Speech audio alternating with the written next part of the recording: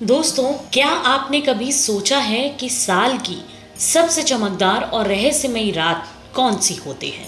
वो है अश्विन माह की पूर्णिमा, जिसे हम सब शरद पूर्णिमा कहते हैं। इस दिन का महत्व सिर्फ ज्योतिष या परंपरा तक सीमित नहीं है, बल्कि इसमें छुपा है सेहत, सौभाग्य और आध्यात्मिक शक्ति का रहस्य। अब सवाल यह उठता है कि क्यों खास है ये रात? कहा जाता है कि शरद पूर्णिमा की रात चांद अपने पूरे तेज और ठंडक के साथ धरती पर अमृत बरसाता है। वैज्ञानिक भी मानते हैं कि इस दिन चंद्रमा की किरणें हमारे शरीर और मन पर सकारात्मक असर डालती हैं। यही वजह है कि लोग इस रात को छत पर या खुले आंगन में समय बिताना बेहद शुभ मानते हैं।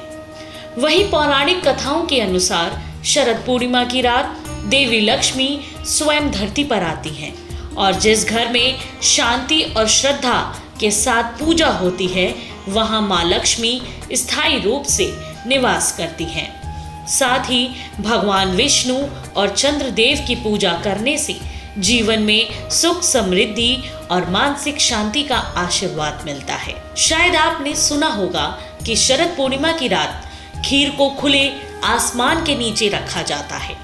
मान्यता है कि चंद्रमा की अमृत किरणों से यह खीर औषधि का काम करती है। अगले दिन इसका सेवन करने से स्वास्थ्य लाभ और सौभाग्य दोनों मिलते हैं। सोचिए, एक साधारण खीर भी अगर सही दिन और सही भावना से बनाई जाए तो वो सिर्फ स्वाद ही नहीं बल्कि अमृत बन जाती है। चलिए, अब इसी के साथ हम आपको यह भी बता देते हैं कि इस दिन आपको क्या नहीं करना चाहिए।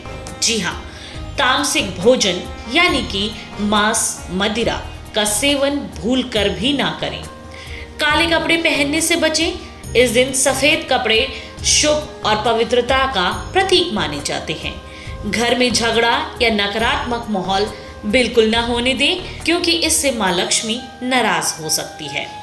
वही मेरा युवाओं के लिए एक संदेश है कि हमारी आज की जिंदगी भाग दौड़ और तनाव से भरी है, लेकिन शरद पूर्णिमा हमें याद दिलाती है कि असली शांति और ऊर्जा बाहर नहीं बल्कि हमारी आत्मा और आस्था में छुपी है। तो क्यों ना इस बार हम सिर्फ पूजा ही ना करें बल्कि इस रात खुद को भी रिचार्ज करें। मोबाइल स्क्रॉलिंग को थोड़ी देर रोककर चांद की चांदनी में बैठें, खीर का प्रसाद लें और दिल से महसूस करें वो अमृत जो सिर्फ आसमान से नहीं भीतर से भी बरस रहा है।